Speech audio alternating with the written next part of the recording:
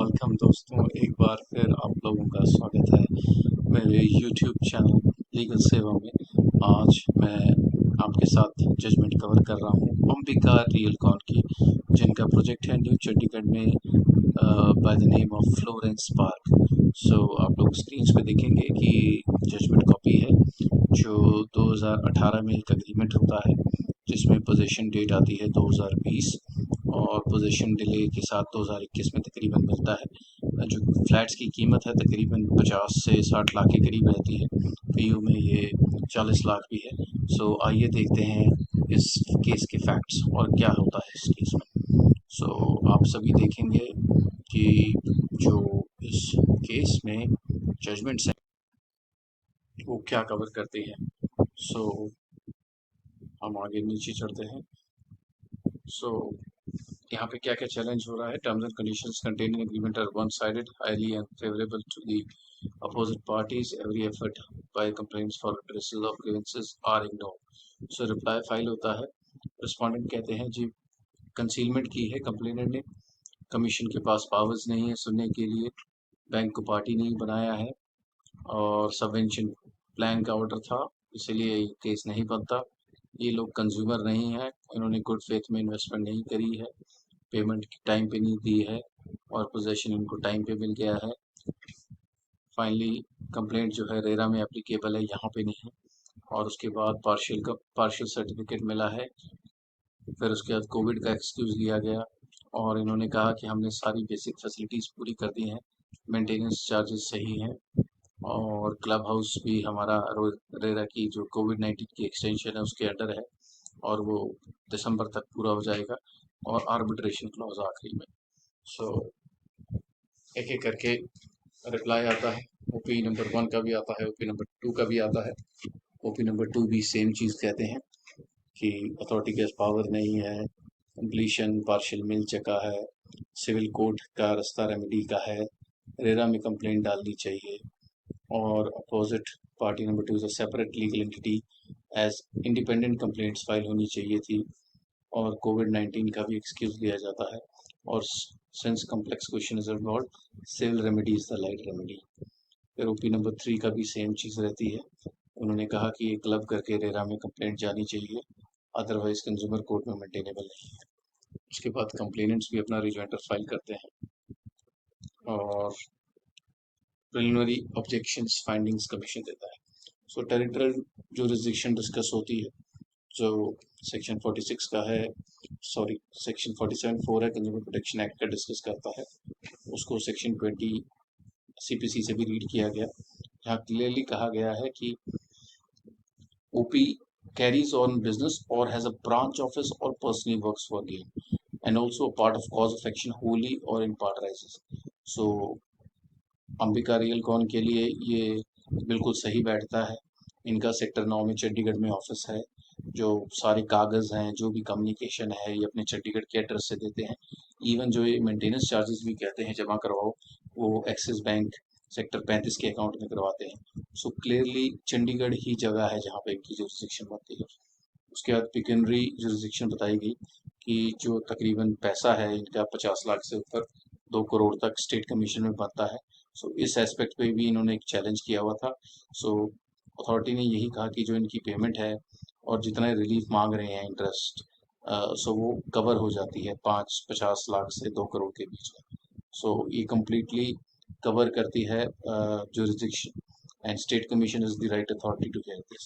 तो ये भी डिस्पोज हो जाती है। आर्बिट्रेशन ऑलरेडी सेटल्ड है, एडिशनल रेमेडी है कंज्यूमर कोर्ट की। आफ्तान सिंह वर्सेस MRMGF लैंड में नेशनल कमीशन ने कई बार इसको कोर्ट किया है, मगर बिल्डर्स हर बार ये एक्सक्यूज लेते हैं आर्बिट्रेशन का। सो ये ऑलरेडी सेटल्ड है, नथिंग टू टॉक अबाउट। उसके बाद कोनर्स ये ऑब्जेक्शन लेता है कि कोनर को एक जॉइंट एप्लीकेशन देनी पड़ती है इसमें।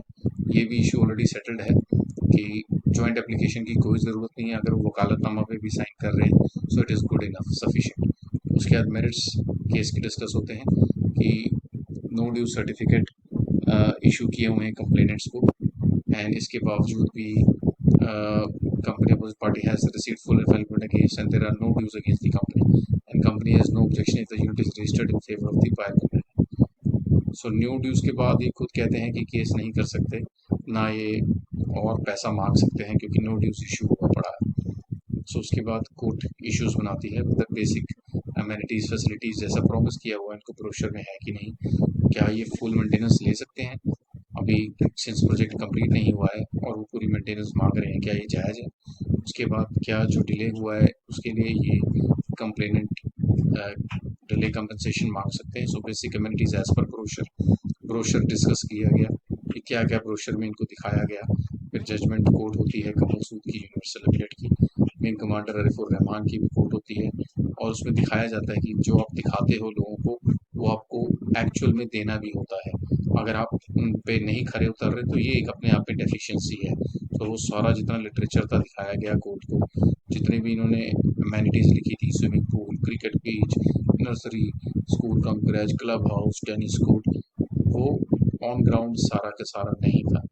सो कोर्ट ने माना कि अंबिका फ्लोरेंस पार्क जिस नाम से इन्होंने बनाया है that is not complete in all respect, और अभी इसमें कई चीज़ें हैं, कई कमियां हैं।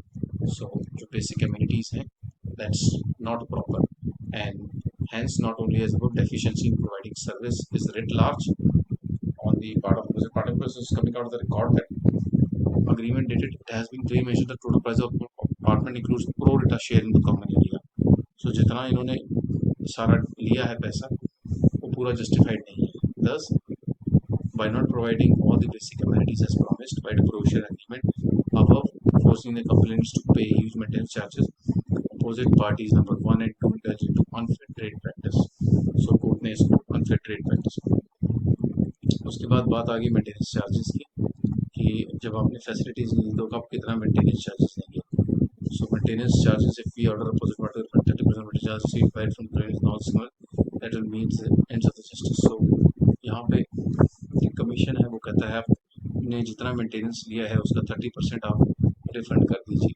उसके बाद जजमेंट की कोर्ट होती है जैसे अगर आज इनकी पीडीपी वाइडफील्ड डेवलपमेंट की, जहाँ कहते हैं where it was held that the builders should refrain from coercing flat owners to pay maintenance charges without obtaining OC. तो अगर आपके पास ओसी नहीं है आप मेंटेनेंस चार्जेस के लिए भी लायबल नहीं होते। उसके बाद इंक्रीज इन एरिया का बताया गया, अग्रीमेंट कहता है कि 5% तक इंक्रीज कर सकते हैं, दैट्स द रीजनेबल एक्सपेक्टेशन, मगर एक केस में इन्होंने 6% वो किया हुआ है increase.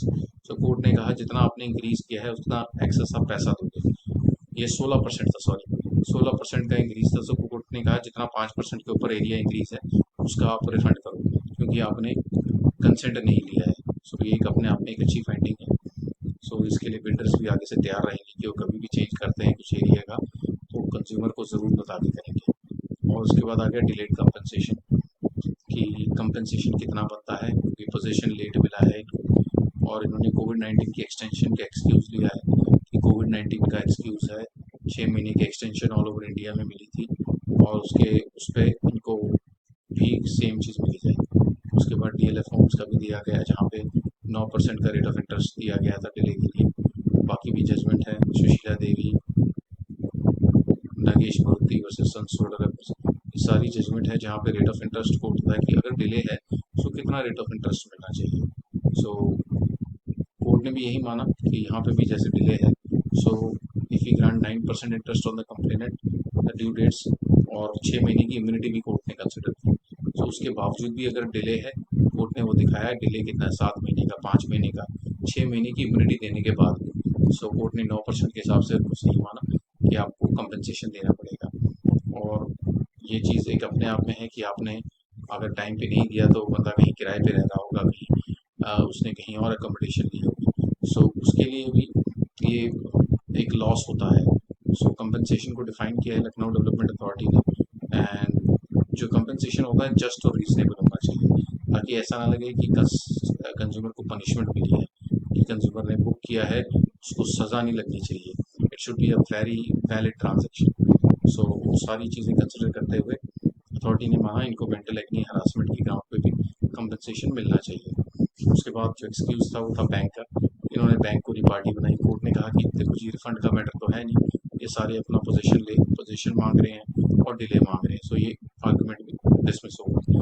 Objection regarding complicated questions of law of facts.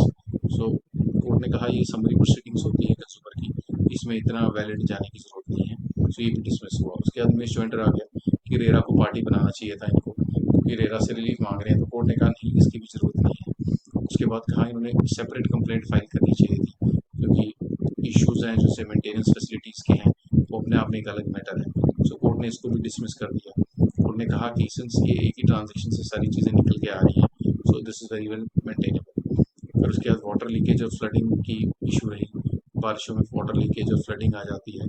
So court ने गाइड किया कि आप गमाडा और चंडीगढ़ हाउसिंग बोर्ड को इस मैटर में आप इससे असिस्टेंस लें, और जितना भी वैलिड होगा ये आपको असिस्ट करेंगे at the time of sanctioning the layout and section plan. उसके बाद एक चीज़ सामने आई कि ये रात को कंस्ट्रक्शन करते हैं, सो एक एमए लगती है मिसलेनियस एप्लीकेशन, जिसमें कोर्ट रिफ्रेन करता है कि आप जब भी कंस्ट्रक्शन करेंगे रात को नहीं करेंगे 10 से 8 के बीच में, इससे लोगों की नींद खराब होती है। सो ये भी चीज़ इनको मिल गई। उसके बाद इन्होंने कहा कि हम क्लब कर देते हैं रेरा और स्टॉपेज ऑफ कंस्ट्रक्शन सारे एडिशनल टावर।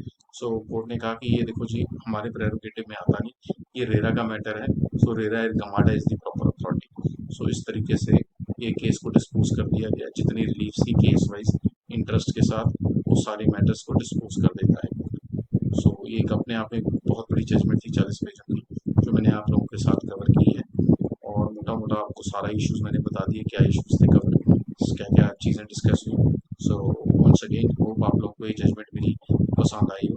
मैं ऐसी ही जजमेंट्स आप लोगों के लिए लाता रहूँगा, आप लोगों को छोटा छोटा करके आपके लिए ये मैं इंफॉर्मेशन ईजिली एक्सेसिबल कर रहा हूँ थ्रू दिस वीडियोज़। सो अगर आपको अच्छी लगी तो लाइक सब्सक्राइब ज़रूर कीजिए, कमेंट्स भी कीजिए। मेरी वेबसाइट पे ज़रूर जाएँ legalseva.net, वहाँ पे मैं ऐसी सारी information time and again share कर रहा हूँ। सो ये मेरा एक एफर्ट है आप लोगों को जागरूक करने का, और आप लोग ज़्यादा से ज़्यादा रियल एस्टेट ट्रांजेक्शन को समझ सकें और सही समझ के साथ आप अपना पैसा इन्वेस्ट कर सकें। बिकॉज ज़िंदगी में घर एक बहुत बड़ा फैसला होता है लेने का, आप लोगों को ये सब चीज़ें ध्यान में रख के अच्छी तरह सोच विचार के आगे बढ़ना चाहिए। सो इसी के साथ मैं अलविदा करूँगा, और मेरे चैनल को लाइक सब्सक्राइब जरूर कीजिए। ऐसी वीडियोस में आप लोगों के लिए टाइम एंड अगेन दोबारा वंस अगेन बनाता हूँ। Thanks for watching, and I will keep bringing these videos to you.